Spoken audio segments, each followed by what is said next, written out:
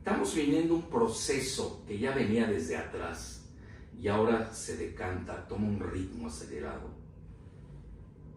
¿Por qué razón lo digo? Porque el grupo de Shanghái nace en 2001, así de fácil. El RIC, Rusia, India, China, nace en 2008, lo hace Primakov, el primer ministro ruso, Primakov, en un momento difícil para Rusia, cuando lo estaba vapuleando Yeltsin, ¿no? Clinton se estaba burlando de Yeltsin hasta el cansancio y tuvo que aparecer, pues lo que llaman que fue un agente especial de la KGB, que hoy ha sido un extraordinario estadista, que es doctor en Derecho, que muchas veces se olvida. Todo el mundo habla que es agente de la KGB, sí, pero tiene una memoria prodigiosa, tiene una visión fuera de serie, y es doctor en Derecho, y viene del grupo de San Petersburgo, que son los que están gobernando Rusia. Es decir, no está gobernando solo Putin, a veces se olvidan todo eso. ¿A qué quiero llegar? Estamos viendo ese proceso.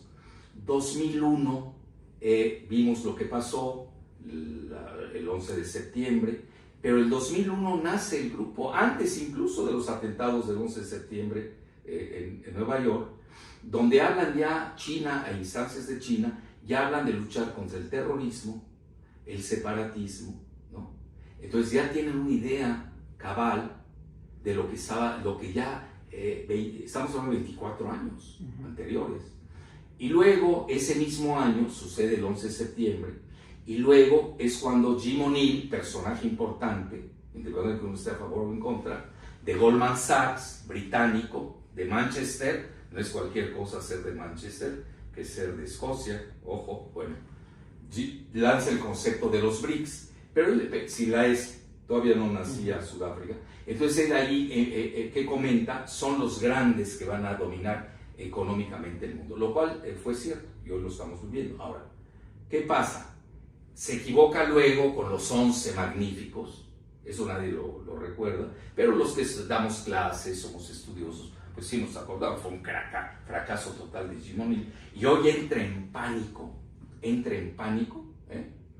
porque India se incrusta en el grupo de Shanghái. Está esa foto que ya recorrió el mundo, que ya es icónica, etcétera, etcétera. Y entonces la pregunta es en este sentido, coronel. Es un proceso, yo así lo veo como un proceso, pero no necesariamente usted la tiene que ver así, además usted tiene una visión geoestratégica.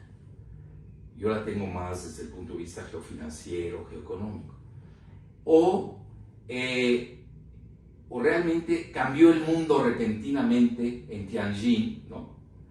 Debido a que comete un error Trump, igual que el que cometió Obama, de empujar a Rusia a los brazos de China. Hoy Trump empuja a India a los brazos de China. Son dos errores gravísimos, uno de los demócratas y otro de los republicanos.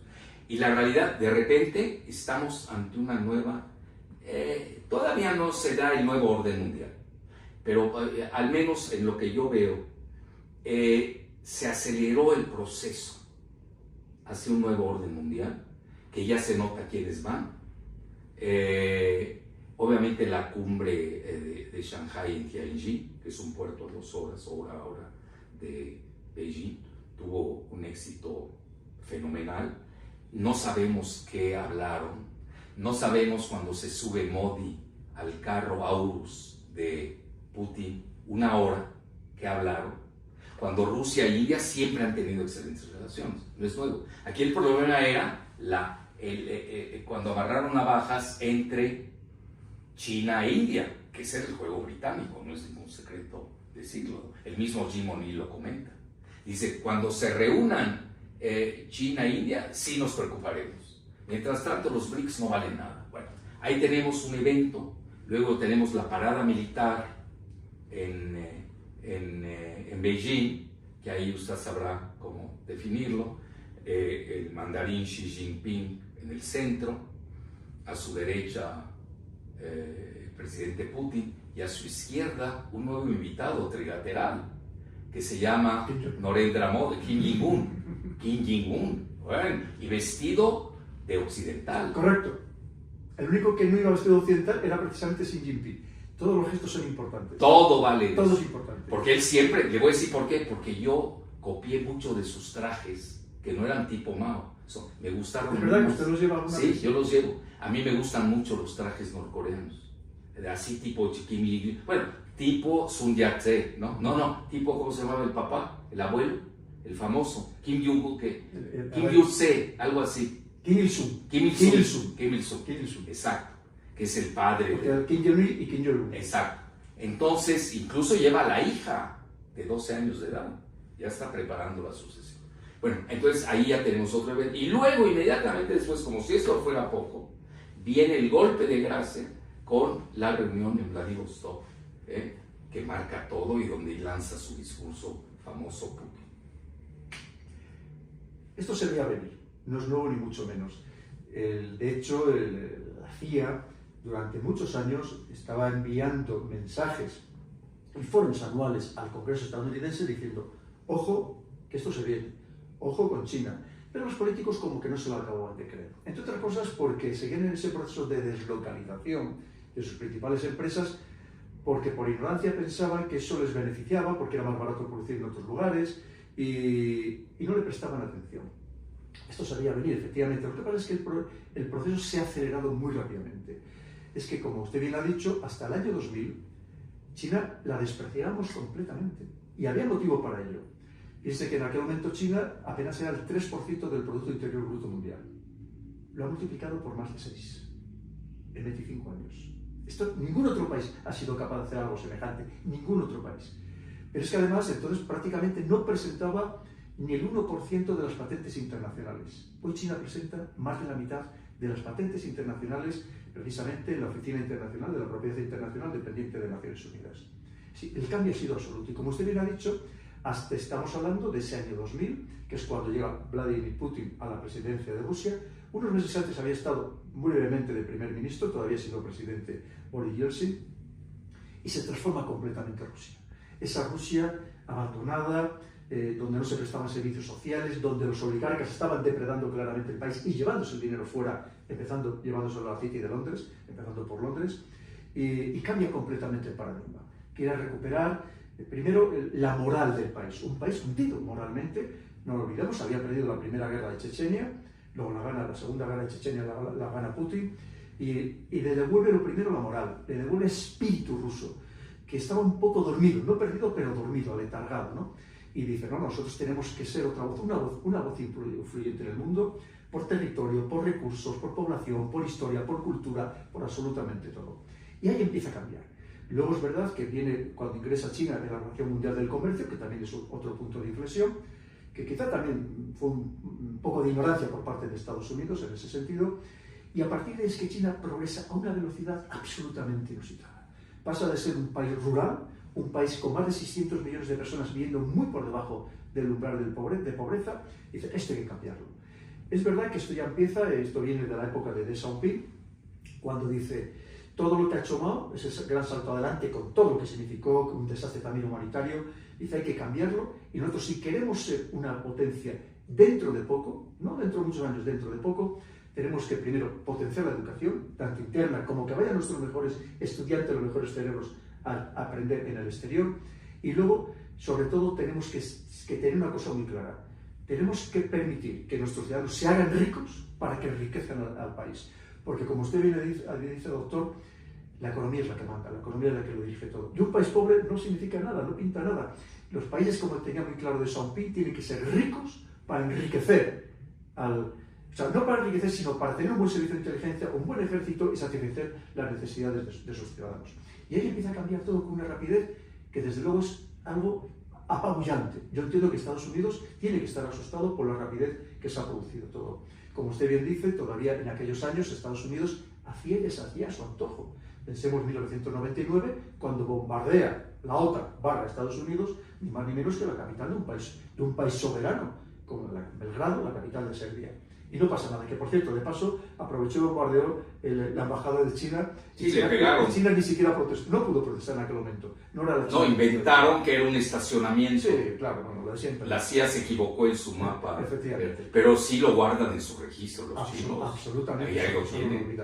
Y a partir de ahí, China empieza a decir, mira, este es nuestro momento, y mientras vemos un occidente que está claramente en declive, y luego podemos hablar de Europa, más claro el declive imposible con todo lo que está sucediendo, y nosotros es nuestro momento.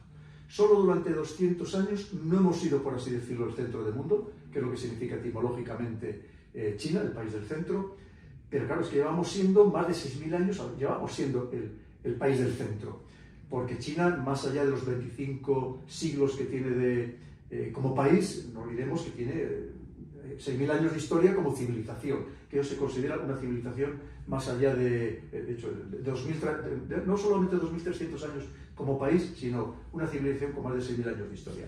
¿Qué significa? Que cree que su momento ha llegado, y que además han conseguido, que fue el ejemplo del otro día del desfile, que tiene mucha simbología todo lo que sucedió, de mostrar un país unido, un país que va al compás, que va a la misma música, todos desfilando perfectamente sin salirse ni un milímetro uno del otro. Mientras que estamos viendo lo que está pasando en otros países, los problemas internos de Estados Unidos, los problemas de una Unión Europea que vemos a dónde vamos, que si no nos desintegramos poco nos falta, claro, y ellos están en una dinámica diferente.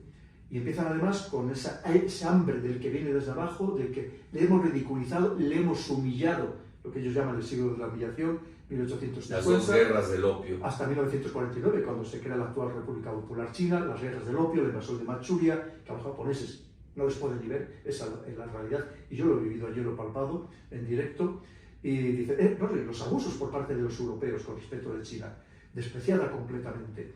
Dice, es nuestro momento. Pero esto se veía venir, esto no es nuevo. Los que usted y yo llevamos muchos años dedicados a estos temas, doctor, y esto lo llevamos analizando, ¿no?, desde hace años, y lo estábamos comentando, que esto se avecinaba. Lo que pasa es que el proceso se ha acelerado enormemente. Como usted bien ha dicho, lo que acabamos de vivir en la cumbre de la Organización de Cooperación de Shanghái, el SCO, ha sido apabullante. Donde además, si seguimos, abrimos la cuenta de Twitter de X de Modi, del dirigente indio, vemos constantemente alabando a Putin y a Xi Jinping, alabándoles, y además con una preocupación por parte de Trump clarísima, porque India estaba en la alianza Quad, esa especie de mini-OTAN que había creado Estados Unidos para intentar cercar estratégicamente a China. De hecho, todavía el anterior secretario de Estado en la administración Biden, Anthony Blinken, había ido a a India, para recordarle que seguía en la alianza Quad, para recordárselo.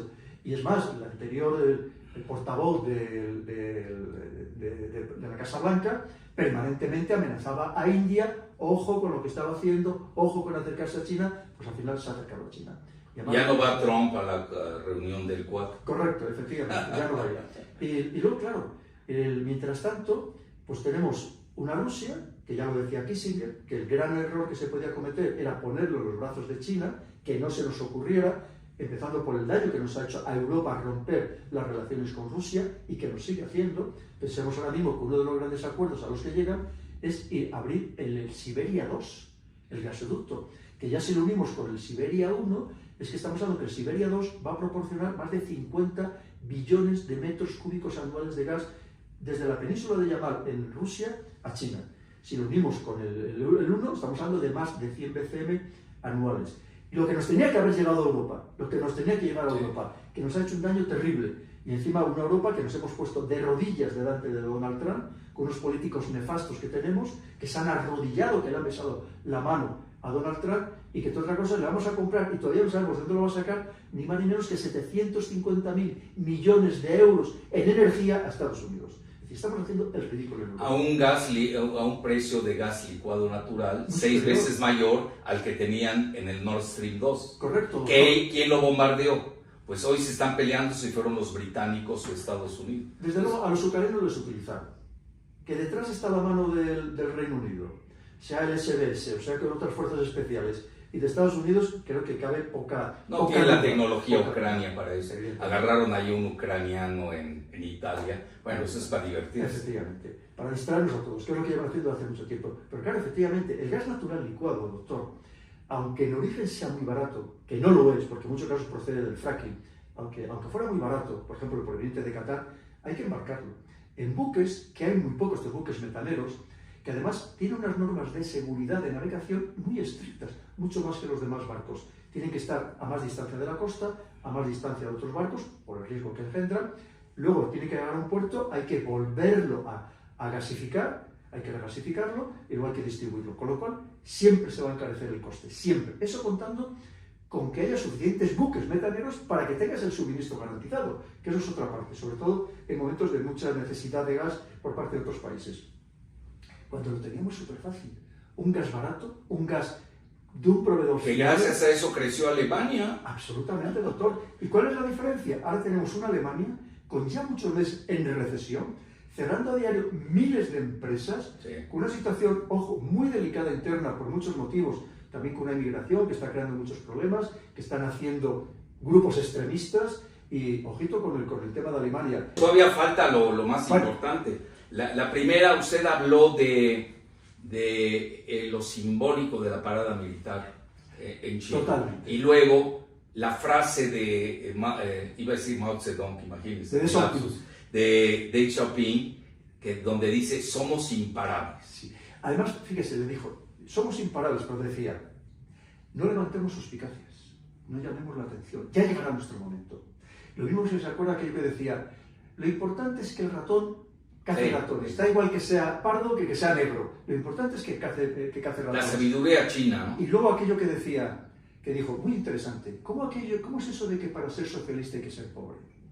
No, tenemos que ser ricos, porque solo si somos ricos podremos ser un gran país, podremos ser un país dominante, podemos tener efectivamente un buen ejército, unos buenos servicios de inteligencia, pero solo si somos ricos. Fíjese qué diferencia de mentalidad, y por eso decía, eso tenemos que enriquecer y permitir a los ciudadanos chinos que se enriquezcan, porque si se enriquecen al conjunto del país. Fíjense qué cambio de mentalidad tan importante y sobre todo la genialidad. Nuestros mejores jóvenes, los más brillantes, han estudiado al extranjero. ¿Dónde están los conocimientos? ¿En las facultades de ciencias donde dan clases los premios Nobel? ¿Dónde? ¿En Estados Unidos? ¿En Reino Unido? ¿En Israel? Que también ha ido muchos chinos a estudiar en Israel. Vamos a absorber ese conocimiento y lo vamos a mejorar. No solamente vamos a aprender, vamos a copiar, sino que lo vamos a mejorar. Y es lo que vemos hoy en día, doctor. Como la tecnología es suya. Da igual de lo que hablemos, de vehículos eléctricos, de lo que queramos hablar. La tecnología es suya. No, pero la tecnología de impacto crítica que le llaman. Yo siempre doy ese dato que lo maneja el think tank australiano ASPI. De 64 rubros en tecnología de impacto crítica, China lleva la delantera en 57. Es lo que yo digo, ya está el futuro escrito en el muro. Fíjese, doctor, por si alguien piensa que de repente nos hemos vuelto pro-chinos, no. Eso que usted dice es el estudio de probablemente quizá el principal think tank australiano. Sí, ASPI, para SPI. Por eso le digo que no sé, para que nadie piense que es la anglósfera. Porque ya sabe que enseguida que dice sí, es propaganda. Que te has vuelto pro-chino, pro-ruso. Bueno, son los maniqueos cavernícolas. Totalmente. Y abundan, por desgracia, ¿no? Totalmente, doctor. Bueno. Pero fíjese, vamos otra vez al tema de Europa, que hemos antes hablado. Sí. O sea, el daño que nos ha hecho todo el tema del Nord Stream, Alemania, que la han destruido, que fíjese que ha pasado de llamarse la locomotora de Europa, sí, y ahora empiezan a llamar el enfermo de Europa, doctor. Esto es muy grave. Pero a ver, hay muchos enfermos. ¿Quién de los tres está más enfermo? Bueno, efectivamente. ¿Alemania, Gran Bretaña o Francia? Piense que ahora mismo el gobierno Starmer está cogido literalmente con palitos. ¿Ya pidió préstamo al FMI? Bueno, probablemente lo que no era inimaginable, porque el Reino Unido perdió su imperio colonial, pero no perdió su imperio financiero. Exacto. Porque de hecho la City de Londres es casi un estado dentro del propio Reino Unido, ¿verdad? Como bien saben. Pero no solamente eso, fíjese la situación ahora mismo de Francia. Es que en la época Macron llevan 4 gobiernos, doctor. En un año 3. Bueno, es que es una barbaridad. Sí. Pero es que además hoy, tanto políticos de extrema izquierda o de izquierdas como de derechas, pidiendo la dimisión de Macron, que se cree el nuevo Napoleón, que nos quiere llevar a la guerra, que el otro día decía que los hospitales franceses tenían que prepararse para empezar a recibir cientos, no, miles, decenas de miles de heridos en la nueva guerra que están preparando, y decía que para antes de marzo de 2026, y tiene una popularidad del 18%. Y probablemente después de esto todavía sea mucho más baja. Es decir, ese es lo que tenemos. Pero no nos olvidemos quién es Macron, empleado de la banca Rothschild. ¿Qué es lo que son los globalistas, que son los perdedores? Nada más les queda la guerra mundial para poder aguantar su burbuja especulativa de 2.000 millones de billones de dólares. Luego, ¿quién es Merz? Merz, empleado de BlackRock, uno de los monstruos más grandes gigabancos del planeta. ¿Quién es Starmer? Pues es del mismo linaje de Tony Blair, de Brown, que con guerras y con cuentos financieros trataron con curitas de solventar al planeta, porque ellos tenían su plan, hay que decirlo. Pero fíjese, doctor, yo no me cansaré de repetir y de avisar a todos nuestros queridos seguidores, a los suyos y a los míos. Ojo que esto no es una broma, lo que acaba de decir usted, doctor. Esto es tremendamente preocupante. Sí. Una situación económica caótica, una situación social muy caótica en la mayoría de los países de Europa, que casi de enfrentamiento civil. Claro, es que aquí puede ver que la única solución es la guerra. Sí. Porque, como usted bien sabe, las grandes fortunas se hacen en las guerras. Porque, claro, como dice el canciller alemán, oye, que a Volkswagen le va mal, que fabrique carros de combate. Esa es la solución, llevarnos a la guerra. Una Alemania que ha roto su techo de gasto para gastar en defensa, un país que está muy mal económicamente, como está toda Europa, y que solo están apostando por la defensa, por gastar en armamento. Es decir, a mí me parece absolutamente demencial, pero fíjese el tema de Francia. No olvidemos, doctor, que hace menos de un mes el gobierno francés ya había hablado de hacer reducciones importantísimas del presupuesto público, porque, claro, se lo está pasando mal. De entrada les han expulsado prácticamente de África, con todo lo que obtenía Francia de África, y además, lo poco que tienen, parece que están empeñados solamente en gastarlo precisamente en ir a la guerra, que a mí nos parece de locos totales, y entonces estamos en una situación muy delicada. Y fíjese que, como usted bien ha dicho, estamos hablando de Alemania, de Francia y del Reino Unido, aunque no esté en la Unión Europea. Que me hace mucha gracia porque cuando hace la coalición de las voluntades, que la hacen el otro día en París, organizada por Macron, o cuando van a visitar de esta manera tan sumamente humillante a Donald Trump a la Casa Blanca, van los cuatro grandes, Francia, Alemania, Reino Unido, Italia, y luego es verdad que no llevan a España, llevan a Finlandia, que no sé qué pintaba allí Finlandia, ¿no? Pero... para la finlandización de Ucrania. Efectivamente.